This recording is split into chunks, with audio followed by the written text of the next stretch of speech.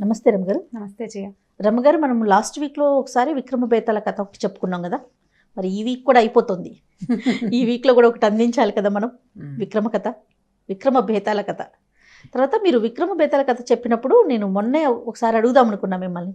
అసలు ఎప్పటికీ ఈయన నోరు తెరవకుండా ఉంటాడు, మళ్ళీ వెళ్ళిపోయి ఆ శవం ఎప్పుడు చెట్టు ఎక్కకుండా ఉంటుంది, అసలు ఎండ్ ఉందా? ఎండుంది. 25 కథలు 25 స్టోరీస్ అయిన తర్వాత తెల్లవారే లోపలే విక్రమార్కుడు ఈ ప్రశ్నకి సమాధానం ఆయనకి తెలియక మాట్లాడకుండా ఉండిపోయాడు. ఓ, తెలియనిది కూడా ఉంది.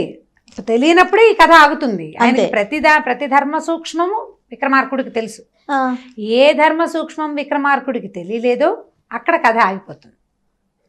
కథ ఆగిపోయినప్పుడు బేతాళుడు ఈయనకి చెప్తాడు, నువ్వు నిశ్శబ్దంగా ఉన్నావు అంటే నీకు ఇది తెలీదు, నువ్వు ఇన్ని కథలకి ఓపికగా సమాధానం చెప్పావు, ఎంత నేను నిన్ను డిస్టర్బ్ చేసినా నువ్వు డిస్టర్బ్ కాకుండా పట్టు బదలకుండా చేసావు. నేను నీకు ఒక రహస్యం చెప్తాను, అతను నిన్ను శవాన్ని తీసుకురమ్మని నిన్ను బలివ్వబోతాడు. ఓ, నిన్ను బలిస్తాడు. నిన్ను బలిచ్చి అతను శక్తులు పొందబోతున్నాడు. కాబట్టి నువ్వు సరిగ్గా చేస్తే నిన్ను బలిచ్చి నన్ను వశం చేసుకుంటాడు. విక్రమార్కుడిని బలిచ్చి మాంత్రికుడు బేతాళ నుండి వశం చేసుకోవడం కోసం చేశాడు ఈ పని. నువ్వు గనక మాంత్రికుడిని బలిస్తే నేను నీకు వశుడిని అవుతానని చెప్తాడు.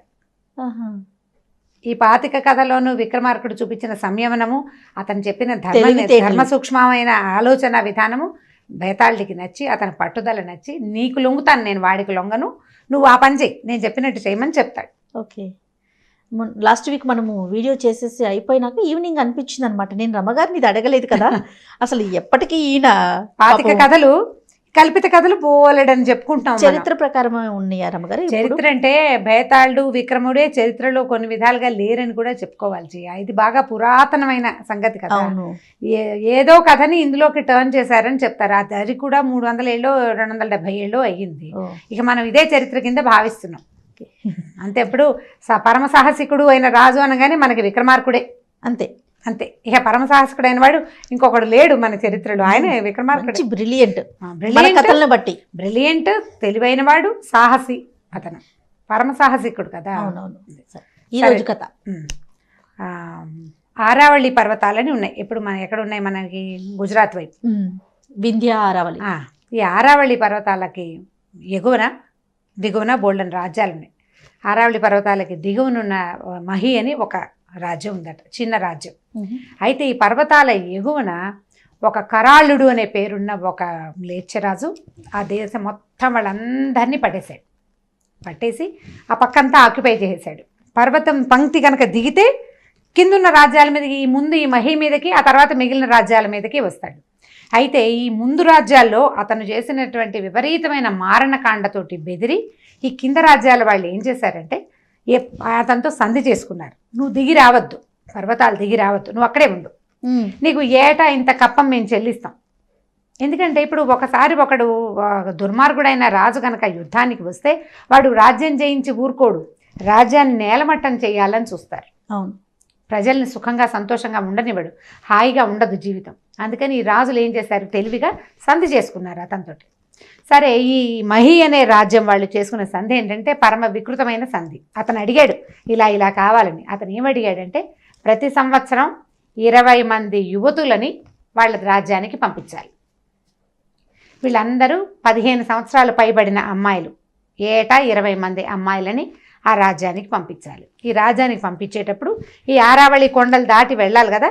ఈ కొండలు మీదకి వెళ్ళినప్పుడు ఈ మధ్యలో దారిలో ఒక కనుమ ఏదో ఉంటుంది, ఒక దారులు 4-5 దారులు కలిసేది. అక్కడ దాకా తీసుకొచ్చి వదిలిపెట్టేస్తే ఈ అమ్మాయిలే నడుచుకుంటూ పోవాలి ముందుకి. అక్కడ ఒక గుంపు సైనికులుండి వాళ్ళు ఆ సన్నటి మలుపు అవి దాటి వాళ్ళు లోపలికి వెళ్ళాక అక్కడ ఉన్న వాళ్ళు ఈ అమ్మాయిల్ని రాజ్యంలోకి తీసుకెళ్ళిపోతారు. ఇది పెట్టుకున్నారు. ఆడపిల్లల్ని పంపించడం అంటే ఏమిటి అర్థం? తమ తాలూకు పరువుని పంపించడం. ఎప్పుడూ సంధిలో స్త్రీలు భాగస్వామ్యం ఉండదు. స్త్రీలని ఎప్పుడైతే మధ్యకి తెచ్చారో పరువు తక్కువే అది. ఇంకా వేరే దారి లేక వీళ్ళు దానికి ఒప్పుకున్నారు. సరే, ఏమైందట, ఇట్లాగే పంపిస్తూ వచ్చేవాళ్ళు. ఏట కొంతకాలానికి రాజుగారి అమ్మాయి వంతు కూడా వచ్చింది. రాజుగారి అమ్మాయి పేరు లీలావతి. ఆ అమ్మాయి కొంచెం మంచి సౌందర్యవతి.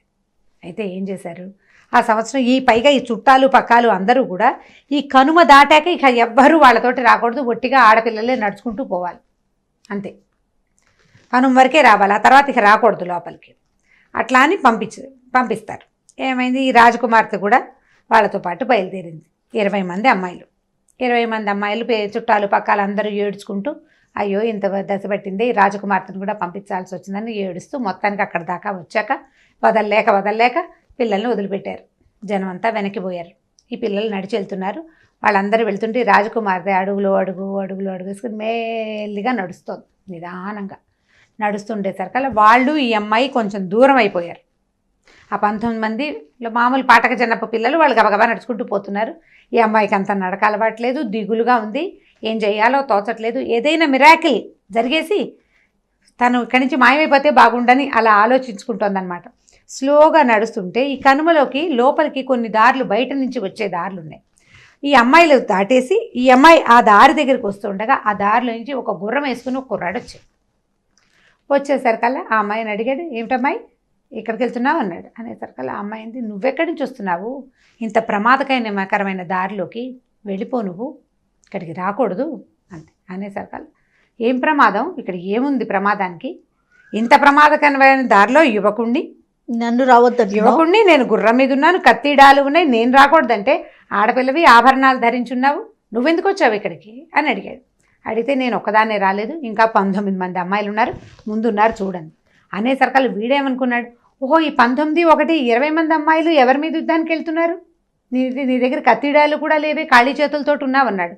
యుద్ధానికి కాదు, మా కర్మానికి వెళ్తున్నాము అని చెప్పింది.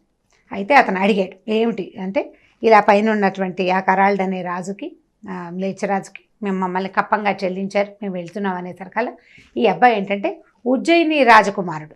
ఓహో, అతను దేశవ్యాప్తంగా ఊరికే అలా తిరగడానికి బయలుదేరాడు. ఒకడే తిరుగుతున్నాడు గుర్రం మీద, వింతలు విశేషాలు చూడడానికి.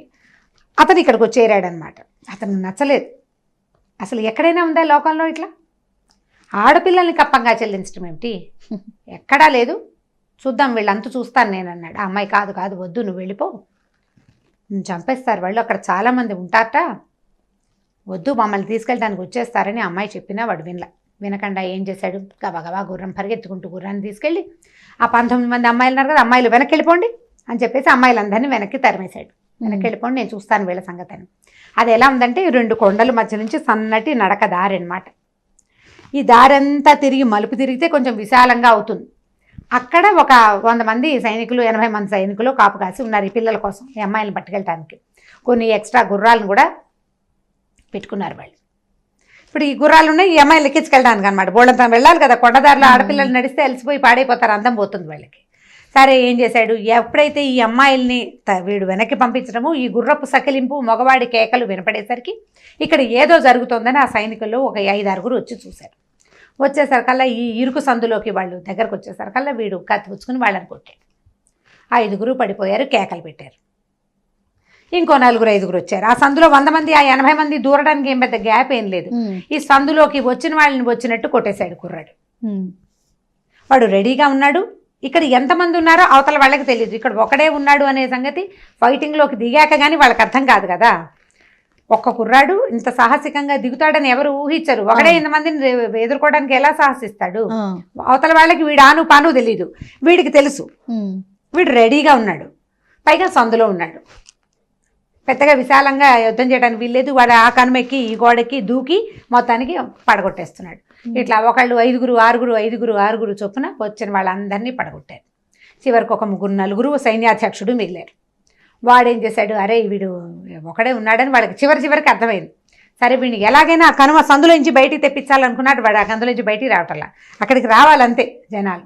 అక్కడి నుంచి వాళ్ళు కూడా వచ్చి వీడి మీద పడ్డారు. పడేసరికల్లా ఏమైంది, ముందు మొత్తానికి ఫైటింగ్ హోరాహోరీ జరిగింది. పిల్లడి కొద్దిగా దెబ్బలు తగిలినాయి కుర్రాడికి, అయినా సరే వాడు ఆగల. ఆకండా అటు ఎగిరి దూకి లాగి పీకి మొత్తానికి అందరినీ కొట్టాడు. ఈ సైన్యాధ్యక్షుడికి కొట్టేటప్పుడు ఏమైందంటే వీడి కత్తి కాస్త విరిగిపోయింది. విరిగేసరికల్లా వాడేమన్నాడు, నీ కత్తి కూడా పోయింది, ఇంక నువ్వు ఓడిపోయావు, ఒప్పుకో, ఈ అమ్మాయిలు మేము తీసుకెళ్ళిపోతామంటే, నిన్ను కొట్టడానికి కత్తి కావాలా, నేను రాజకుమారిని, నువ్వు బోడి సైన్యాధ్యక్షుడివి, నాకు ఇంకా బాగా వచ్చని వచ్చి ఎట్టుకొమ్మ విరిచి వాడికి చావ కొట్టేసేసి మొత్తానికి అందరూ పడిపోయారు. పడిపోగానే ఇతను ఏమన్నాడు, అమ్మాయిలు చక్కగా ఇంటికి వెళ్ళిపోండి, వెనక్కి ఏ కనుమలో ఎలా నడిచి వచ్చారో అలాగే వెళ్ళిపోండి, ఇప్పట్లో ఎవరూ రారు. ఎందుకంటే రాజ్యం చాలా దూరం, వాడి అసెస్మెంట్ అనమాట, రాజ్యం చాలా దూరం. వీళ్ళని తీసుకెళ్ళడానికి ఒక 80 మంది సైనికులు వచ్చారు, ఓ 100 గుర్రాలు తెచ్చారు. 80 మంది సైనికులు 100 గుర్రాలు ఎందుకు వచ్చినాయి? ఈ 20 మంది ఆడపిల్లల కోసం 20 గుర్రాలు ఎక్స్ట్రా తెచ్చారు. ఈ గుర్రాలు మెల్లిగా ఇప్పుడు ఎవరైనా దౌడు తీయిస్తే పరిగెడతాయి, కానీ ఎవరు లేకపోతే వాటంతట అవి మెల్లిగా యథేచ్ఛగా తిరిగి ఎప్పటికో కానీ ఇల్లు చేరవు. వాళ్ళకి తెలియదు వార్త ఇప్పట్లో. వీళ్ళు ఇంకో రోజు 2 రోజుల ప్రయాణం చేస్తే కానీ రాజ్యానికి చేరరు. కాబట్టి మీరు వెళ్ళిపోండి, ఇంటికి వెళ్ళిపోండి అన్నాడు. మా రాజకుమార్తె చాలా థ్యాంక్స్ చెప్పింది. అయిపో ఎంత మంచివాడివి, నువ్వు ఎంతో మంచివాడివి, చాలా గొప్పవాడివి అంటే అతను ఏమన్నాడు, అమ్మాయి నన్ను పెళ్లి చేసుకుంటావా, నేను నిన్ను రక్షించాను కదా అన్నాడు. పెళ్లి చేసుకుంటాను, పద మా ఇంటికి వెళ్దాం, మా నాన్నకి చెప్పి ధూమ్ధామ్ అని మందిరం పెళ్లి చేసుకుందామంది. వాడు ఒప్పుకోను. ధూమ్ధామ్ ఎందుకు, మళ్ళీ మీ ఇంటికి వెళ్తాం, ఈ గోలంతాను చక్కగా గుర్రం ఎక్కేసేయింది. ఎలాగూ మీ నాన్న వాళ్ళు నిన్ను వదిలేయడానికి సిద్ధపడి ఉన్నారు. పైగా నిన్ను రాజుగారి అబ్బాయికో రాణిగారి తమ్ముడికో ఇవ్వలేదు, కప్పంగా చెల్లించారు. ఈ 18 మందితో నిన్ను కూడా వదిలేశారు. నిన్ను ఎలాగో వాళ్ళు వదిలిపెట్టేసుకున్నారు. నువ్వు నాతో గుర్రం ఎక్కి వచ్చేసాయి, మన ఊరు వెళ్ళిపోదాం అని చెప్పాడు. చెప్పేశారు కల్లా ఈ అమ్మాయి కాస్త ముందు వెనక ఆలోచించుకుని సరేనని గుర్రం ఎక్కేసింది. వాడేమో అమ్మాయిని తీసుకుని వెళ్ళిపోయాడు. కుర్రాడితో పాటు ఆ అమ్మాయి వెళ్ళిపోయింది, అయిపోయింది కథ. కుర్రాడు అమ్మాయిని తీసుకెళ్ళిపోయి వివాహం చేసుకున్నాడు అని చెప్పాడు భేతాళు. చెప్పి రాజుని అడిగాడు, రాజా కుర్రాడు ఉజ్జయిని రాజకుమారుడు ఒక రాజకుమార్తెని రక్షించాడు. రక్షిస్తే దాన్ని చెప్పుకోవాలి కదా నలుగురికి. వాళ్ళ నాన్న దగ్గరికి వెళ్ళి మామూలుగా సాంగంగా వివాహం చేసుకోకుండా ఎందుకు ఆ అమ్మాయిని తీసుకెళ్ళిపోయాడో చెప్పు. ఇందులో ఉన్న ధర్మ సూక్ష్మం నీకు తెలిసి చెప్పకపోతే నీ తల 1000 వక్కలు అవుతుంది అన్నాడు. రాజుగారికి తెలిసిపోయింది ధర్మ సూక్ష్మం ఏమిటి అని. ఏం చెప్పాడంటే, విక్రమార్కుడికి తెలిసిపోయింది కథలో ఉన్న సూక్ష్మం ఏమిటి, ఎందుకు రాజకుమారుడు ఆ అమ్మాయిని ఇంటికి తీసుకెళ్లకుండా తన ఇంటికి తీసుకుపోయాడు. సాంగంగా ఇక్కడ వివాహం చేసుకుని అన్ని లాంఛనాలతోటి పెళ్లి చేసుకోకుండా దొంగలాగా పిల్లని తీసుకుపోయాడు. ఎందుకు తీసుకుపోయాడు అంటే, వాడికి అవతలున్న కరాలుణ్ణి ఎదిరించే ఉద్దేశం లేదు. తాత్కాలికంగా 80 మందిని కొట్టి ఆ అమ్మాయిని తీసుకెళ్దాం అనుకున్నాడు, అంతే. ఇప్పుడు వీడు కనుక వెనక రాజ్యానికి వెళ్ళి సాంగంగా పెళ్లి చేసుకుంటే కరాళ్ళు వచ్చి వీళ్ళ మీద పట్టాడు. ఇప్పుడు వాడి సైన్యం మొత్తానికి సమాధానం చెప్పాలి. ఇప్పుడు ఎవరు చేశారో తెలియదు. 19 మంది అమ్మాయిలు వెనక్కి వెళ్ళిపోయారు, ఇక్కడ ఇంతమంది చచ్చిపోయారు. వాళ్ళు పడతారు, మనకెందుకు, నాకు అమ్మాయి నచ్చింది అంతే. వీడు కేవలం లీలావతి కోసమే ఈ 80 మందితోటి యుద్ధం చేశాడు. రాజ్యాల మధ్య యుద్ధం చేసే ఉద్దేశం వాడికి లేదు. ఆ అమ్మాయి కూడా మా అమ్మ నాన్న నన్ను కప్పంగా వదిలేశారు, నేను ఎవరిని చేసుకుంటే మాత్రం వాళ్ళకేమిటి అని ఆలోచించుకుని అమ్మాయి వెళ్ళిపోయింది వాడితోటి. బాగుంది అని చెప్పి వెళ్ళిపోయింది. అందుకే వాడు ఆ అమ్మాయిని తీసుకెళ్ళిపోయాడు అనగానే బేతాళుడు వేటాటహాసం చేశాడు. బ్రహ్మాండంగా చెప్పావు, చాలా కరెక్ట్గా చెప్పావు. అదే వాడి ఉద్దేశం, అదే ఆ అమ్మాయి ఉద్దేశం. కానీ నువ్వు మాత్రం మౌనభంగం చేసావు రాజా. ఇక నేను నీతోటి రాను, నేను వెళ్ళిపోతున్నానని శవంతో సహా వెళ్ళి రివ్వమని మర్రి చెట్టు మీదకి వెళ్ళిపోయాడు. పట్టువదలని విక్రమార్కుడు మళ్ళీ వెనుదిరిగి కత్తి చేత్తో పుచ్చుకొని మర్రి చెట్టు వైపుకి నడవటం మొదలుపెట్టాడు. సూపర్, బాగుంది కథ, ఇంట్రెస్టింగ్ అనిపిస్తుంది. అంటే ఈ కథలో ఉన్న సూక్ష్మం మనకు అర్థం కావాలి, అంతే. తెలివిగా ఆలోచించాలి. సో పిల్లలకి మనం ఆ చాయిస్ వదలొచ్చు, వాళ్ళ ఒపీనియన్స్ ఏంటో బయటకు వస్తాయి కదా. అంటే ఇప్పుడు ఈ కాలపు ధర్మాలు వేరు, ఆ కాలపు ధర్మాలు వేరు కదా. చెప్పగలుగుతారు, చెప్పలేకపోతారు, కానీ రకరకాల ఆలోచనలు అయితే వస్తాయి కదా రమ్మగారు. వస్తాయి, ఏదో ఆలోచన వస్తుంది, కొత్త ఆలోచన వస్తుంది. ఒక 13-14 ఏళ్ల పిల్లలు అయితే ఆలోచించగలుగుతారు. లేకపోతే పిల్లలు కథ వినడానికి ఇంట్రెస్టింగ్ గా ఉంది కదా, ఒట్టి కథ అయినా చెప్పుకోవచ్చు. రైట్, చాలా బాగుంది రమ్మగారు. నమస్తే. నమస్తే జయ. ఈ వీడియో కనుక మీకు నచ్చినట్లయితే లైక్ చేయండి, షేర్ చేయండి. మరిన్ని వీడియోస్ కోసం మా ఛానల్ని సబ్స్క్రైబ్ చేసుకోండి.